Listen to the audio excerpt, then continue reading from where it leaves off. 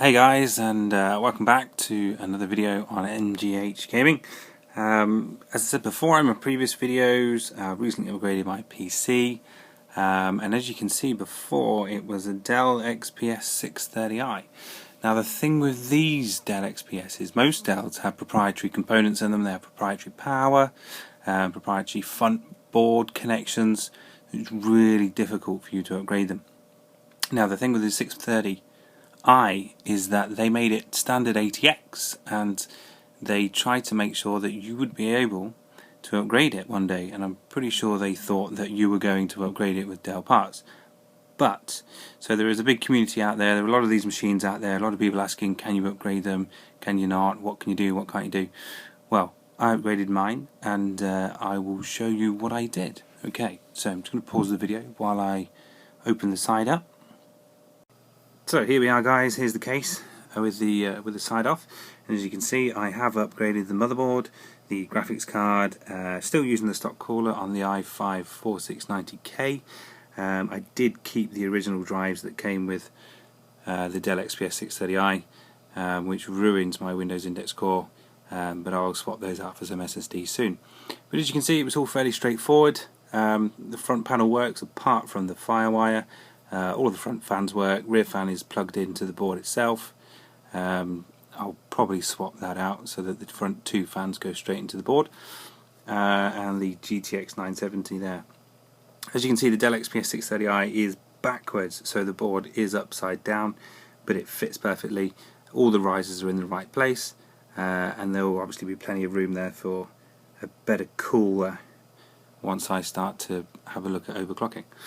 What I am going to show you though is with the front panel ports on the Dell XPS 630, the connection for the front panel is bonded into 5 or 6 different options all at once.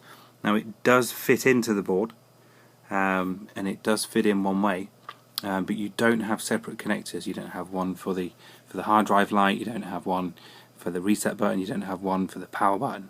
It is bonded all in one. Now I don't know whether it was lucky guess or a lot of time checking the schematics, but it fits on the front panel socket on the Z97X Gaming 3 board. It fits perfectly, it only goes in one way, and everything fires up, and it's not a problem at all. It's running perfectly. You've got the MSI logo there, which is heart beating. It's very difficult to make out because it's quite light. And that's set using the Geforce Experience download from the Nvidia website. Let's have a look at that. Okay, so here you go, excuse the unsteady hand, but this is the Nvidia Geforce Experience. This is the LED visualizer that you get with the card. Again, it has to be a GTX above the 690, but it lets you set lots of different options on what you want the light to do. I suppose that's good for people with transparent panels on the side of their cases. I don't really use it, I just normally leave it turned off. But as you can see, the card sitting there at stock, 37 degrees C, fan speed 0, using 7% of nothing. I don't even know why it's using anything, but there you go. So this is the old motherboard. This was an Nvidia 650i, had the Core 2 quad, still sitting there actually. I'll probably need to clean that up. But the front panel connectors were here. So as you can see, this is a separate bonded connection. This one's not used. I'm pretty sure this is Firewire. I know that one was USB, and you've got front audio up the side here somewhere. But when you get, or if you do upgrade your card, this port that goes on here will fit perfectly on your new board, so nothing to worry about.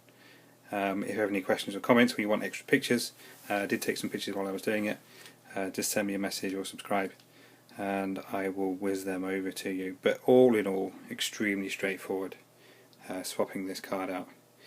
Here are the old graphics cards that were in there, a pair of 8800 GTs, these ran in SLI. This one did stop working, and had a look on the internet, and I baked it. I put it in the oven, 150 degrees, for 15 minutes, took it out, let it cool down, plugged it back in, worked perfectly. Apparently it resolders the joints. There must have been a loose solder in there, but it would have given you a black screen on startup. So there you go, there's there too, and they're sitting nicely on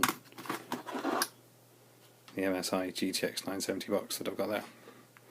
And there's the box for the i5 4690K. Okay, well, any questions or queries or comments on upgrading to 630, just give me a shout, leave me a message. Thanks very much, guys.